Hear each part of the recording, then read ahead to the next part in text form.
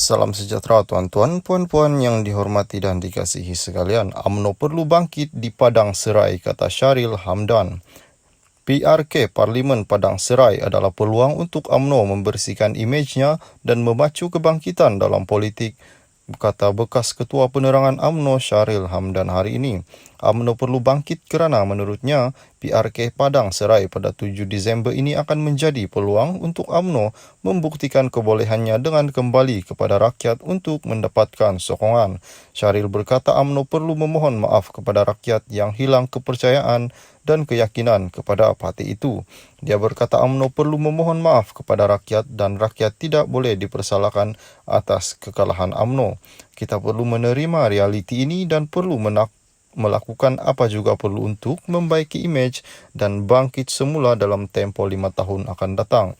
Kita perlu bertanggungjawab secara kolektif di atas kekalahan PRU15. Ia bukan kesilapan mana-mana individu, tetapi kepimpinan secara keseluruhannya yang perlu bertanggungjawab, katanya. Sharil berkata demikian semasa kempen Ramah Mesra di Padang Serai dilunas di daerah Kulim, Kedah hari ini.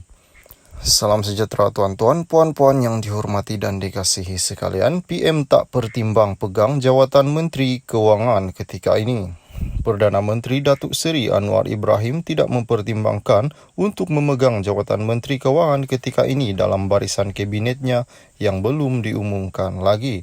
Anwar yang juga ahli Parlimen Tambun berkata beliau akan melihat semua kemungkinan belum membuat keputusan muktamad.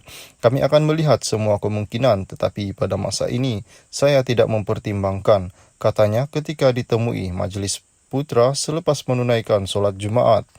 Mengulas mengenai hari pertamanya sebagai Perdana Menteri secara rasmi, Anwar berkata bagus dan sibuk dengan pelbagai isu yang perlu diselesaikan. Anwar memegang portfolio Menteri Kewangan selama 8 tahun antara 1990 dan 1998 di bawah kepimpinan Tun Dr. Mahathir Mohamad, terdahulu pada sidang media pada hari pertamanya selepas mengambil ahli jawatan Perdana Menteri di Perdana Putra. Anwar berkata saiz kabinetnya akan dikurangkan dan beliau juga sedang mendapatkan persetujuan daripada calon menteri untuk mengurangkan gaji mereka. Anwar berkata pihak yang berkaitan akan mengemukakan senarai calon untuk beliau mempertimbangkannya. 3 parti komponen terbesar membentuk kerajaan perpaduan ialah PH, BN dan GPS. Anwar sebelum ini dilaporkan berkata saiz kabinet akan dikecilkan kepada maksimum 25 menteri sahaja berbanding 31 menteri di bawah pentadbiran sebelum ini. Salam sejahtera tuan-tuan, puan-puan yang dihormati dan dikasihi sekalian. Pelantikan Perdana Menteri ke-10 Malaysia dapat liputan meluas media Thailand.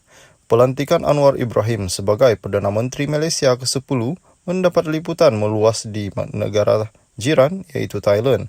Foto ahli politik berusia 75 tahun itu menghiasi dada akhbar Thailand serta portal berita dan stesen televisyen tempatan. Antara media yang melaporkan pelantikan Anwar ialah Bangkok Post, The Nation Thailand, Thai PBS, Kaosod, Manager Online, The Standard dan Thai PBS Station TV. Muka depan Bangkok Post bertajuk Pemimpin Pembangkang Anwar dilantik sebagai PM, manakala tajuk artikel PBS Thai di laman sesawangnya bertajuk Ketua Pembangkang Malaysia Anwar dilantik Perdana Menteri. Pelantikan Anwar turut mendapat liputan The Standard dengan tajuk Anwar Ibrahim mengangkat sumpah sebagai Perdana Menteri baru, manakala karya Manager Online